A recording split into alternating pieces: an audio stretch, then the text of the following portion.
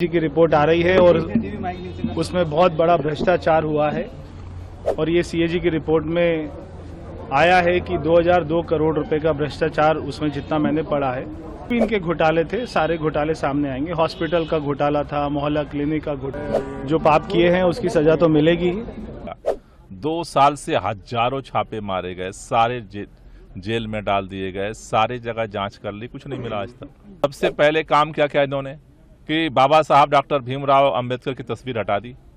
सारे विपक्ष को पता था कि सीएजी की रिपोर्ट आ रही है, इसलिए उन्होंने कल से माहौल बनाना शुरू किया और वो बाबा साहब अंबेडकर जी की फोटो, शहीद आजम की फोटो, इन सब का मुद्दा बिल्कुल गलत बना रहे थे। ऐसा कोई मुद्दा नहीं था, ये सारी अफवाहें थी। उसके बाद में आपको पिक्चर भी दिखाई।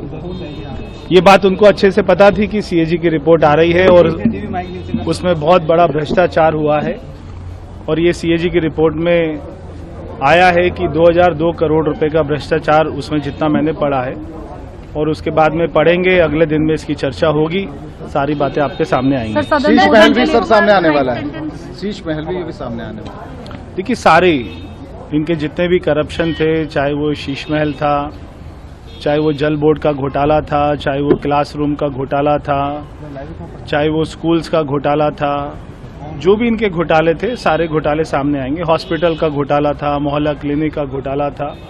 तो मैं आशा करता हूं कि सीएजी की रिपोर्ट जल्दी से जल्दी आए। सर, विधानसभा 2 दिन के लिए और बढ़ा दी गई, क्या कुछ खास उन दिनों में देखने मिलेगा? देखिए, अभी क्योंकि सीएजी की रिपोर्ट आई है, सभी जो हमारे माननीय सदस्य हैं वो इसके ऊपर में चर्चा करना चाहते हैं, तो इसके लिए अध्यक्ष ने अनुमति दी है और उसके बाद में जो हमारे एलजी साहब का भी भाषण हुआ उसके ऊपर में भी चर्चा होगी, तो उसके लिए अनुमति मिली है। तो ये अच्छी चर्चा हो और ये दिल्ली के लिए एक अच्छे, हम इसको अच्छे माहौल में लेकर जाए, ये हम उम्मीद करते हैं।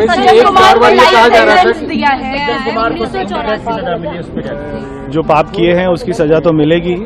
हम सभी जानते हैं कि चाहे वो सज्जन कुमार हो, चाहे वो जगदीश टाइटलर हो, चाहे वो कमलनाथ हो, ये सारे जो कांग्रेस के शीर्ष उस समय के नेता थे, सारे राजीव गांधी जी के राइट लेफ्ट थे, ये सभी ने बहुत ही भारी अपराध किए हैं, घोर अपराध किए हैं।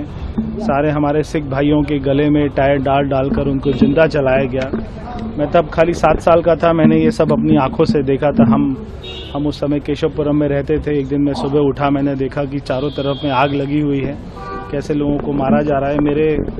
मेरे घर में, अपने घर में उस समय मेरे पिताजी ने वहाँ पे 22 लोगों को, सिख परिवार को वहाँ पे रख के 2 दिन के लिए बचाया था। आज तो देखिए, 2 साल से भारतीय जनता पार्टी यही राग अलाप रही है।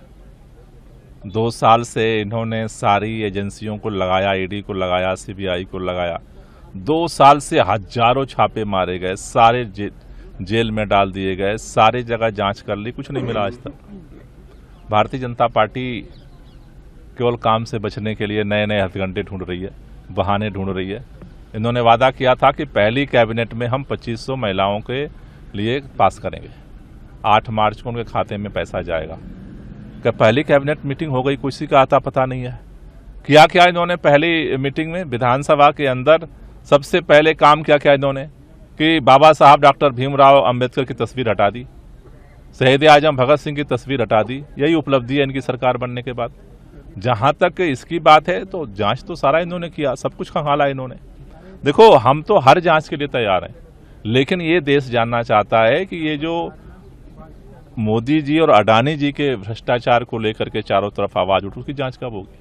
स्पीकर ने खास तौर पे कहा कि अब तक दबा के पूरी कोशिश हुई कि रिपोर्ट दबाई जाए, रिपोर्ट सदन पटल पे पेश न हो, उसके लिए कोर्ट तक मामला गया, कोर्ट ने काफी फटकार लगाई, उसके बाद आया है। लेकिन अब सारे जो इसमें आरोपी हैं उन सब पे कार्रवाई होगी, कड़ी कार्रवाई होगी। पहली बात तो ये है कि ये रिपोर्ट पहले ही विधानसभा अध्यक्ष को सरकार भेज चुकी थी। ये रिपोर्ट आज नहीं भेजा है इन्होंने। आज जो सदन पटल पे रखी गई है रिपोर्ट, ये नई सरकार ने नहीं भेजा विधानसभा को, हमारी सरकार ने पहले भेज दिया था।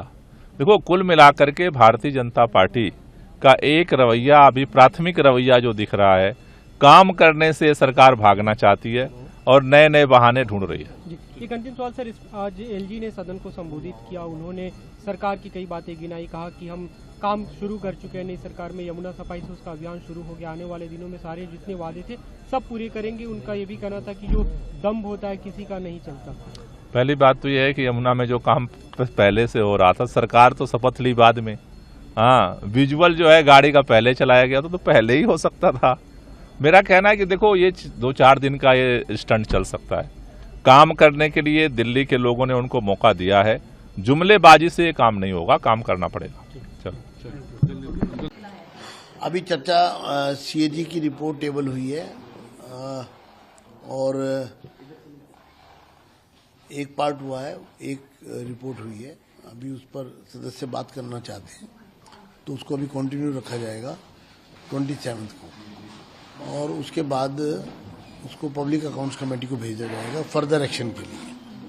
अभी चूंकि सेशन को एक्सटेंड भी कर दिया 3 दिनों के लिए, आगे जब 3 मार्च तक का सेशन चलेगा तो और क्या डिस्कशन रहेगा? क्या सीएजी की और वॉल्यूम्स को भी टेबल किया जाएगा उसमें?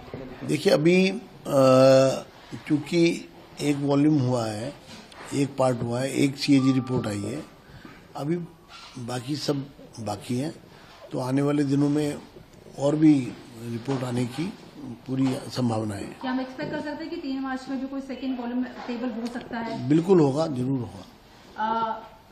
रकस हुआ जिस तरीके से ऑपोजिशन ने हंगामा किया, फिर उनको सस्पेंड किया गया, उस बीच में सीएजी पे डिस्कशन पे ऑपोजिशन वहां मौजूद नहीं था।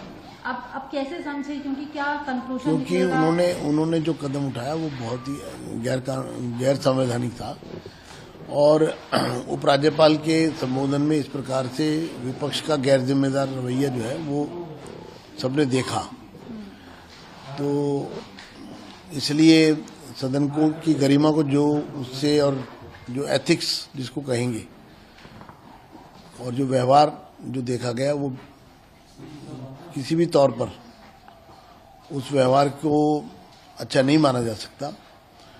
और सबसे पहले सदन की गरिमा है, और गरिमा के साथ साथ उपराज्यपाल महोदय एक संवैधानिक जिम्मेदारी निभाने के लिए हमारे बीच में आए थे।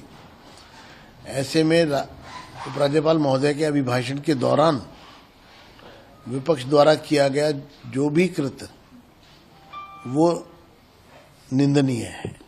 कुल अभी कितने विधायकों को सस्पेंड किया गया और कब तक के लिए वो सस्पेंशन जारी रहेगा? ये सस्पेंशन जो है ये 25, 27, 28 3 दिन का है।